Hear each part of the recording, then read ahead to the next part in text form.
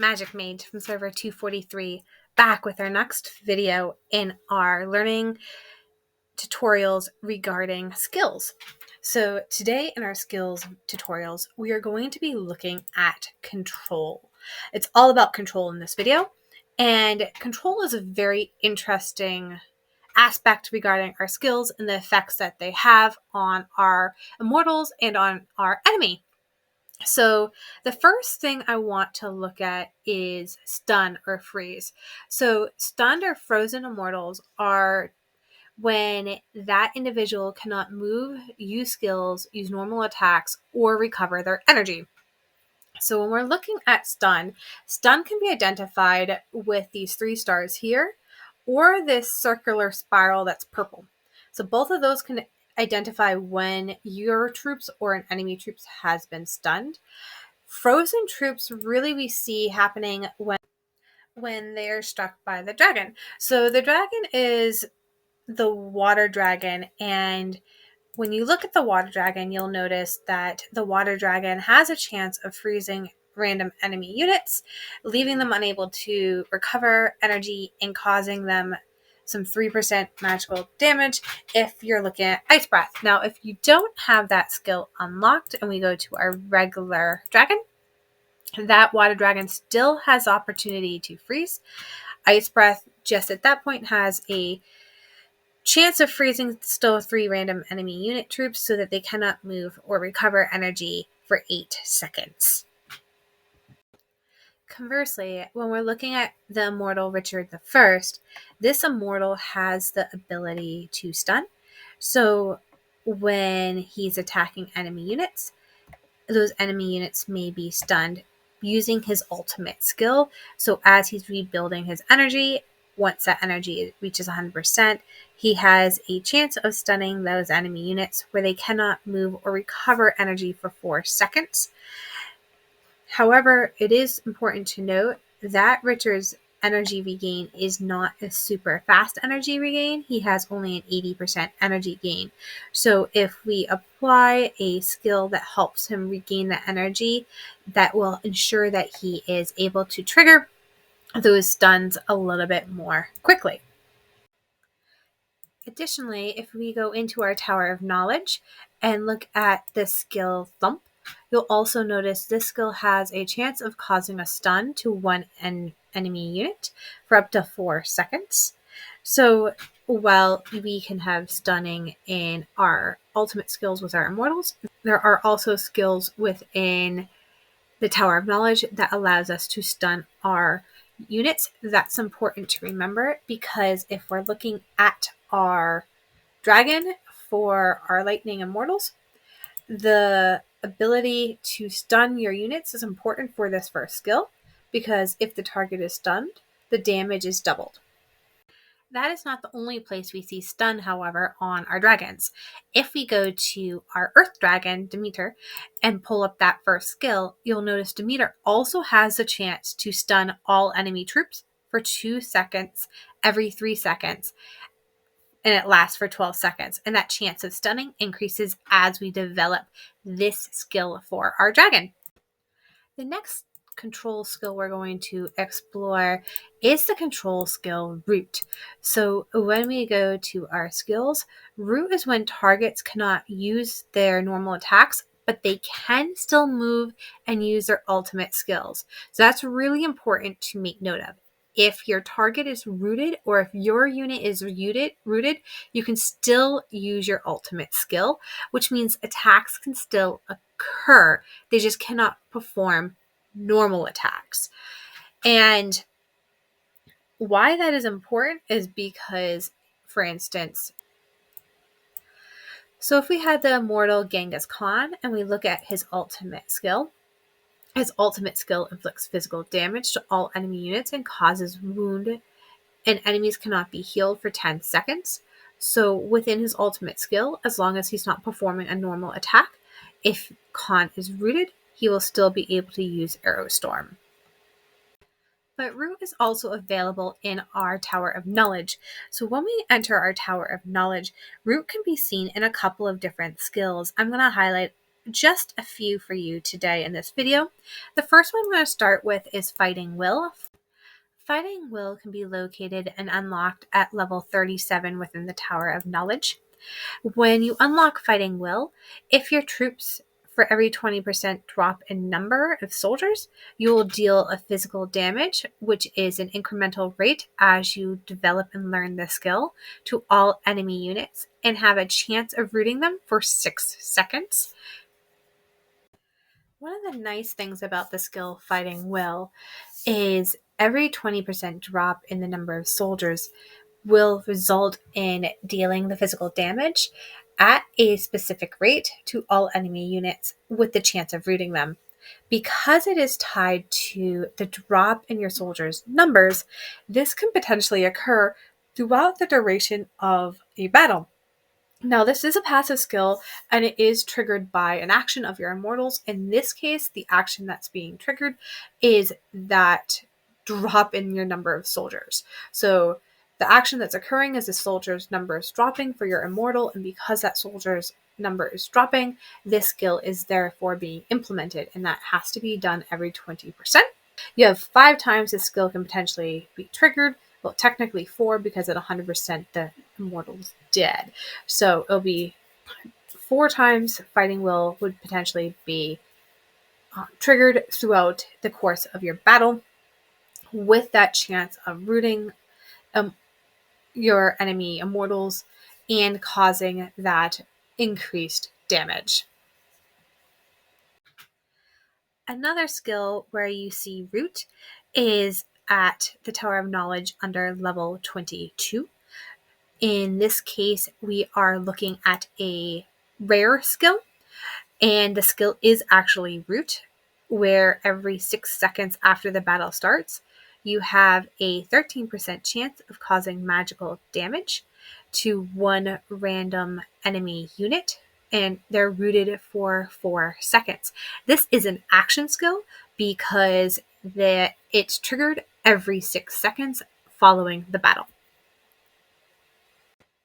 The last skill we're going to look at with regards to root is at the Tower of Knowledge level 46, and it comes under Earth Protection.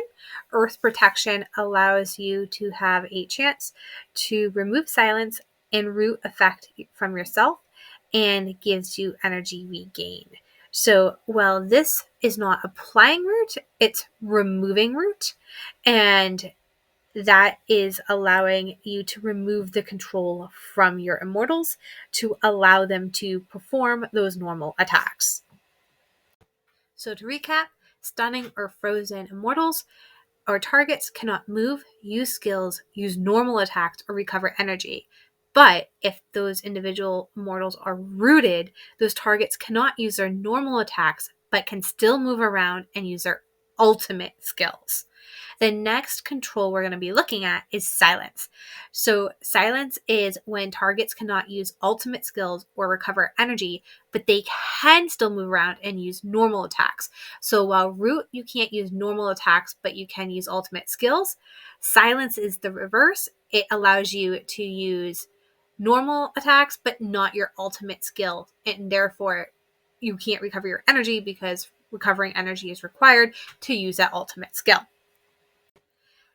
If you look at the images within this reference manual, it will give you cookie crumbs or breadcrumbs to understand different aspects about the skills and when those skills or elements of those skills are implemented. So in this case, silence, any skill that is triggering silence, you'll notice this purple symbol with a cross across it, which is signifying silence. So if you see this circle that's purple with a cross over it, that means that immortal is silenced. So I highly encourage you, when you're looking at these, to also be looking at the images depicted, because a lot of times it will help engage and show what is happening, particularly with regards to those immortals. So where might you ask, can I find this silencing skill? Well, the silencing skill can be found within our Shadow Immortals Dragon. So if we go to the open arena, if I go to the open arena with the dragon section and pull up the shadow dragon.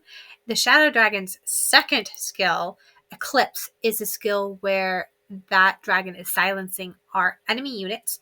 It silences 3 random units, leaving them unable to gain energy or cast skills for 8 seconds. Silence art targets also receive 15% more damage from ultimate skills cast upon them. And we also see silence within our Tower of Knowledge. When we go to learning skills, under level 15, you'll notice silence is a rare skill where every 6 seconds after a battle starts, you have a percentage of a chance for causing physical damage to one enemy random unit and silencing them for 4 seconds. Another control skill is the skill Banish. So when we go to our handy dandy reference guide here, under skill effects, under Banish, we'll notice that banished targets cannot move, use normal attacks, use skills, or recover energy. Because they cannot recover energy, that also means they are not casting their ultimate skill.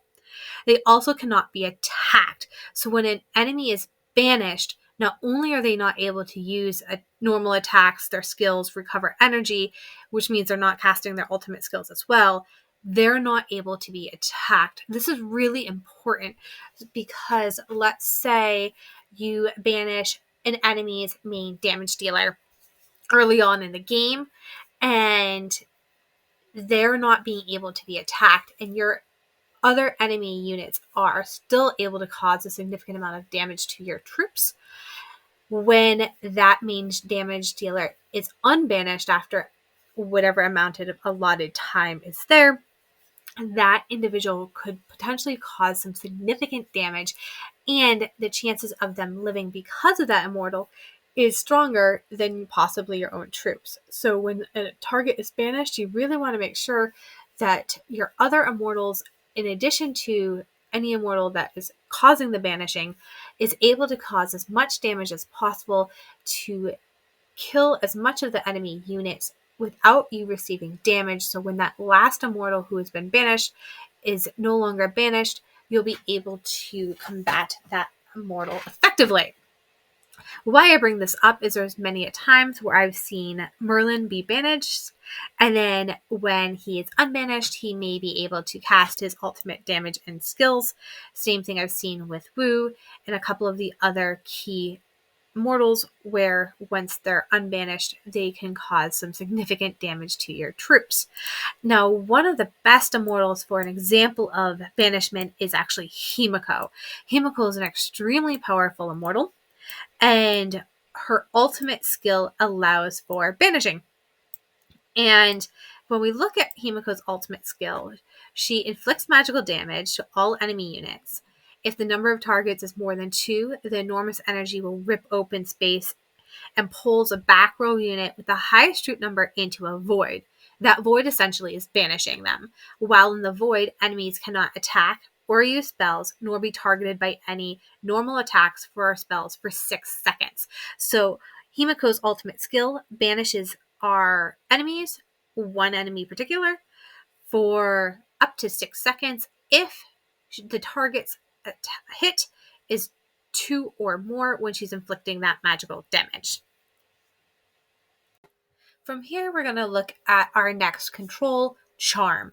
Charmed targets will use normal attacks and skills on their own allies. So let's look at this very carefully. It's using normal attacks and skills on your own troops. So when a enemy unit is charmed, they're going to use their normal attacks and their skills on those troops that are within that enemy unit.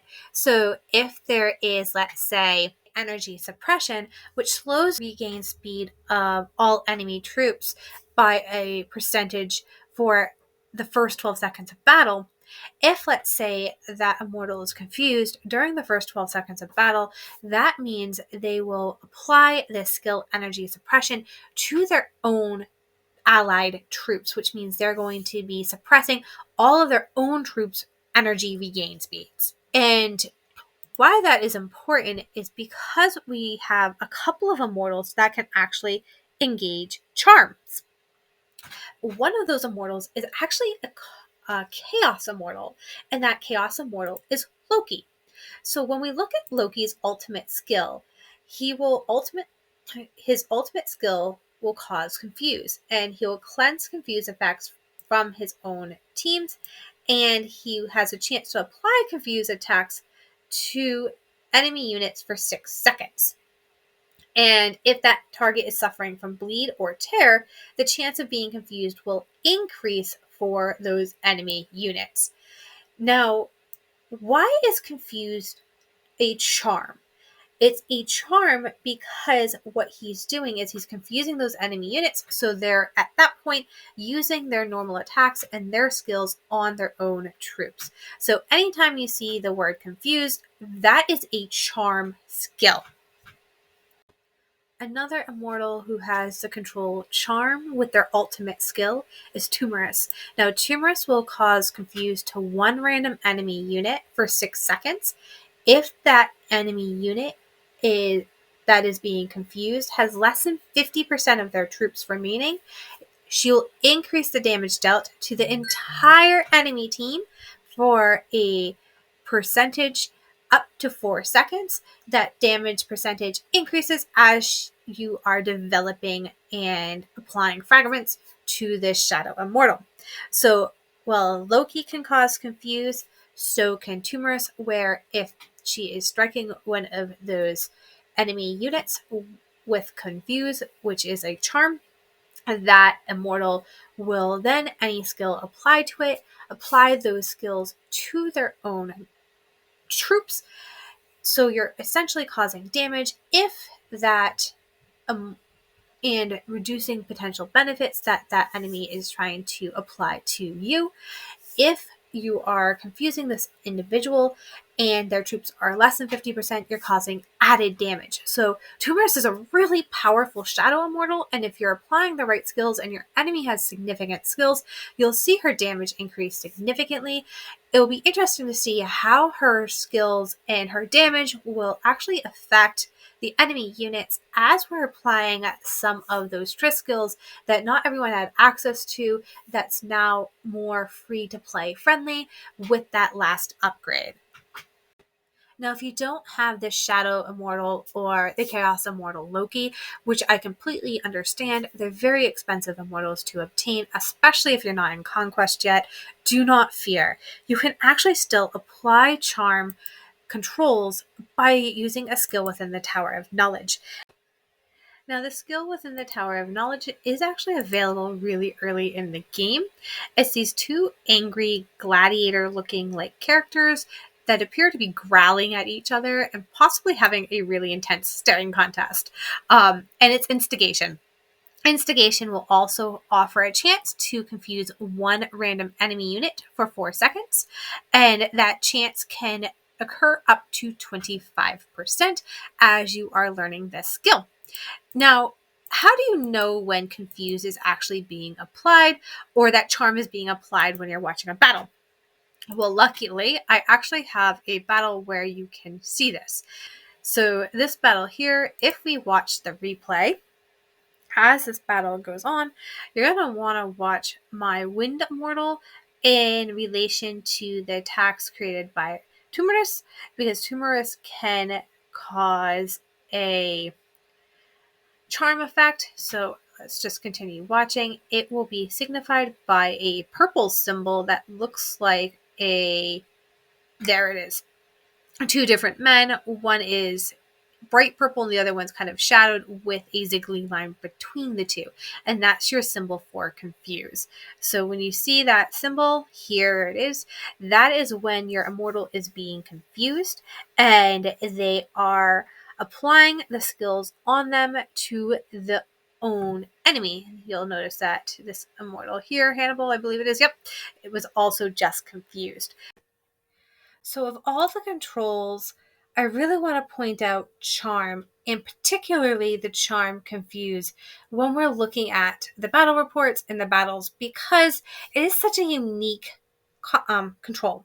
And the reason why it's unique is while Tumorous is controlling the enemy team or applying the skill to control the enemy team, what it's doing is it's actually confusing the immortal she's targeted to cause damage to their own team. So the damage you'll see is not coming from Tumorous, but the enemy unit targeting another enemy unit. So with that, when we look at Tumorous's skill, you'll notice that she causes confuse to one random enemy. So each time the skill is targeted, it's one enemy at a time. It's going to last for 6 seconds. If the targeted confused has less than 50% of their troops remaining with it, they're increasing the damage that they're dealing to their own enemy team by 15% for 4 seconds. If, however, Tumorous is fully developed and she has her exclusive artifact applied, that is going to go from 50% remaining of troops to 70%. So if the target has 70% of their troops remaining or less, they're going to increase that damage if Tumorous is completely developed by 15% for 4 seconds. That's significant because you're going to a 50-50% chance to a 70-30% chance. Meaning, if those troops are less than 70%, which will happen probably earlier in the game than 50% within your battle, you're going to have this effect cause additional damage. So when we're looking at our battle, we also want to understand any other controls that might come in place. Elizabeth also has a control with her ultimate skill. She can stun. Lastly, when we look at our dragon and our dragon skills for our shadow dragon, Mathenios, we'll notice that under Eclipse is also a control and they can silence an immortal. So it's important to know your controls and what to be looking for and who might be applying them. But today, right now, we're really just going to look at Tumorous and her control effect, which is a charm, Confuse. When we go to our battle reports under stats and under control and select Tumorous, we know that we've selected her because of this arrow here. She had applied her ultimate skill, Crimson Arrow, 8 times. It was 100% successful, so she was able to land all 8 attempts onto the immortals targeted. She was able to control a duration of the 58% of the battle time, 42 seconds of that. So really, a majority of the battle, she was constantly affecting one of the enemy units where they were targeting another unit within the same team. But we're not going to see any damage that she dealt with regards to the control effect, Confuse, because she's not the one causing the damage. It's the enemy unit itself.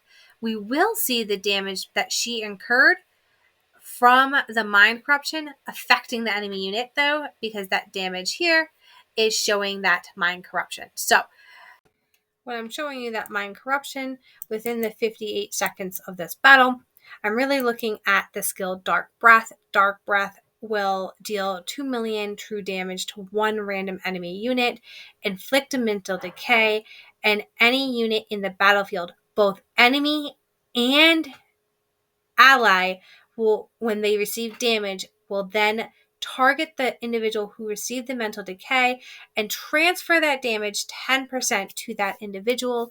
When the individual targeted by the mental decay has a drop in their overall health points to less than 30%, the damage they're receiving will then increase to 55%. Remember, all damage dealt from enemy units within the skill Shadow Dragon will impact the individual with that mental decay.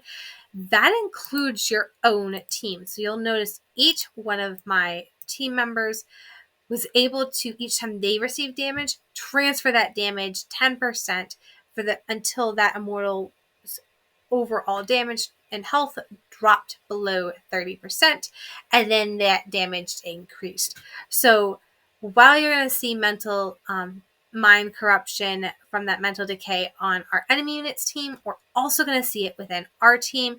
And that sword with that transferred sign is showing that the damage transfer effect took place. So we're going to see that mental decay there. When we look at our enemy team, we'll also see it here. When we're looking at Tumorous' skill, though, with her control and Crimson Arrow, that's going to come up slightly differently. So we're going to look at the damage taken, because we know that it's going to be damage taken by the enemy unit to its own units. And we're then going to start looking to see where that control came in play. So you can tell the control that came into play with this puppet master here, particularly with confusion, because this is when a friendly unit dealt damage to another friendly unit troop. That's what that puppet master means. So we'll see this for the confusion. It will also represent other times when there is damage dealt from a friendly unit. But with regards to confusion, we'll see this here.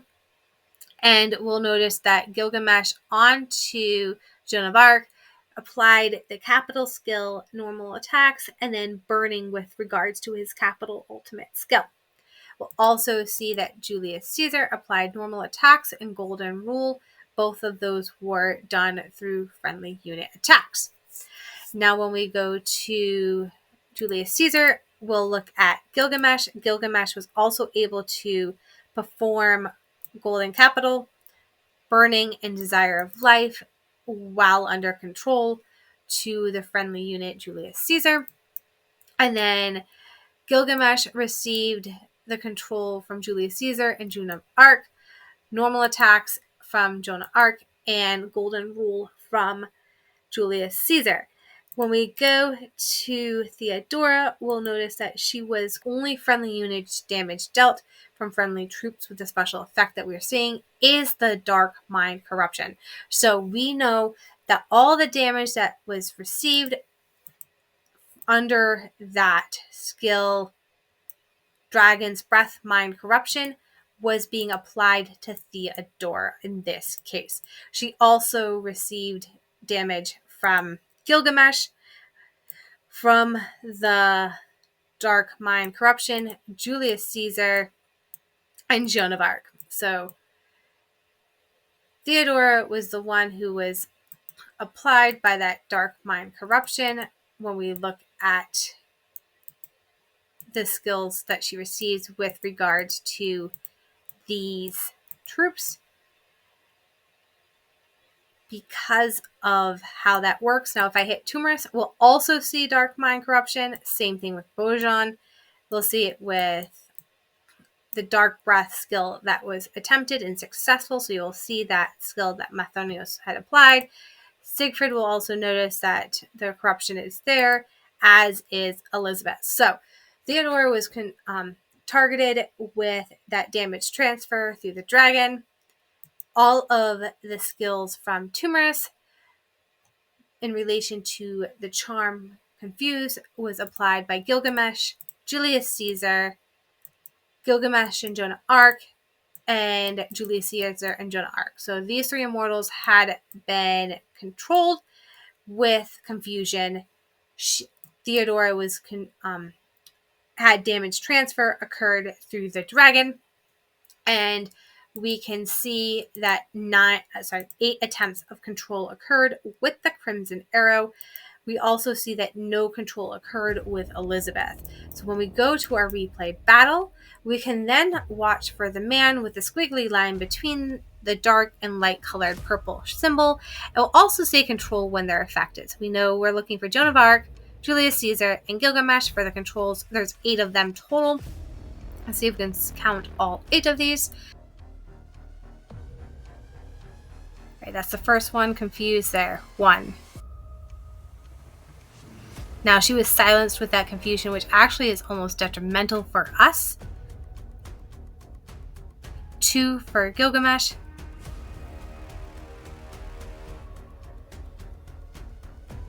3 for Julius Caesar. He was just confused again. That makes it 4 for Julius Caesar. 5 for Gilgamesh.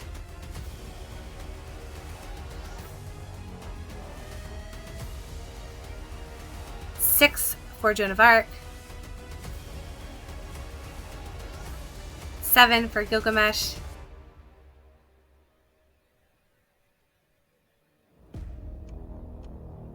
And then he was just confused 8 times just at the very end of that battle there. The last controls that we're going to be looking at within the game is the control taunt. Taunted targets will be forced to attack the unit that applied the taunt with normal attacks, but can use their skills. So let's look at this control a little closer. And we're going to do that by looking at, you guessed it, a skill within the Tower of Knowledge. So let's go back to our Tower of Knowledge. The skill we're actually going to look is found on level 46. So when we go to level 46, we are going to identify Siren's Gaze. So Siren's Gaze occurs every 12 seconds after the battle starts. You have a percentage of a chance to taunt a random back row enemy unit for 6 seconds. Every time the skill is active, you will gain Siren's Shell. Enemies who land a normal attack on you will be silenced for 1 second while you're under that Siren's Shell. So, back to our book. As Siren's Gaze occurs automatically at regular intervals after the battle starts, and they're triggered, that skill is an active skill. So when we're looking at the control effect taunt, the taunted targets are forced to attack the unit that applied the taunt. So if a immortal has a taunt skill and attacks an enemy immortal, that immortal will then be forced to attack that individual who had attacked them with that skill, and with only a normal attack, and they are still able to use their skills with that normal attack. If we are to look at Siren's Gaze in relation to taunt, so let's break Siren's Gaze down.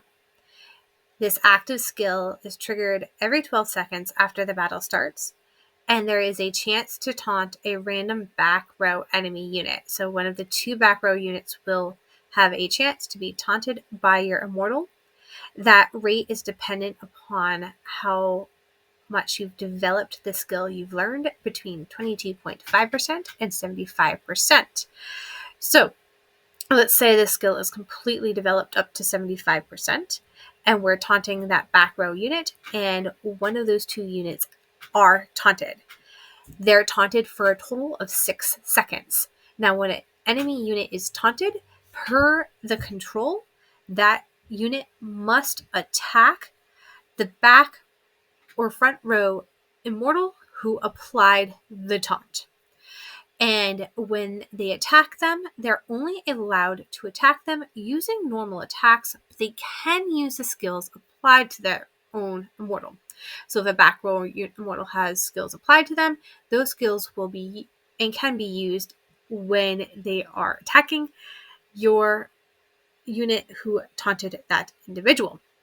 Now, why that's important is because when they are landing a normal attack and a taunt only allows them to perform normal attacks, that immortal will be silenced for 1 second. So there's 6 seconds that the enemy unit will target your own immortal, and if they're landing an attack and it's a normal attack during that 6 seconds, that means the individual will be silenced for 1 second. And that silence is another control. So essentially, Siren's Gaze is allowing for 2 controls. The first control is the taunt, and the second control would be the silence.